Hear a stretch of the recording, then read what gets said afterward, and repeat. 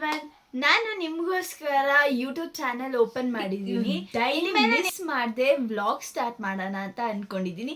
ನಿಮಗೆ ಇನ್ಮೇಲೆ full entertainment ಇದ್ದೇ ಇರುತ್ತೆ ನನ್ನ ಕಡೆಯಿಂದ.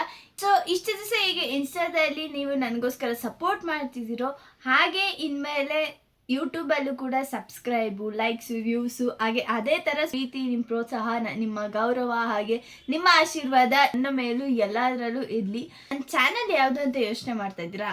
ನನ್ನ ಚಾನಲ್ ಬಂದು ಇದೇನೆ.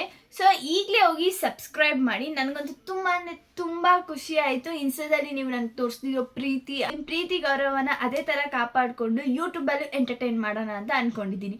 ಸೊ ಹೇಗೆ ಇನ್ಮೇಲೆ ನನ್ನ ವ್ಲಾಗ್ಸಲ್ಲಿ ನಿಮಗೆ ಎಂಟರ್ಟೈನ್ಮೆಂಟ್ ಇರುತ್ತೆ, ಕಾಮಿಡಿ ಇರುತ್ತೆ, ಇನ್ಫಾರ್ಮೇಷನ್ ಇರುತ್ತೆ, ಹಾಗೆ ಎಲ್ಲ ಥರ ನೀವು ನೋಡೋ ಥರ, ಫ್ಯಾಮಿಲಿ ನೋಡೋ ಥರ ಇದ್ದೇ ಇರುತ್ತೆ. ಯಾಕೆ ವೆಯ್ಟ್ ಮಾಡ್ತಿದ್ದೀರಾ? ಈಗಲೇ ಹೋಗಿ ಸಬ್ಸ್ಕ್ರೈಬ್ ಮಾಡಿ. ಹಂಗೆ ನಾನೇ ಎಂಟರ್ಟೈನ್ ಮಾಡ್ತೀನಿ ನಮ್ಮ ಅಕ್ಕಂಗೋಸ್ಕರ ಅಂತ ಹೇಳ್ದ.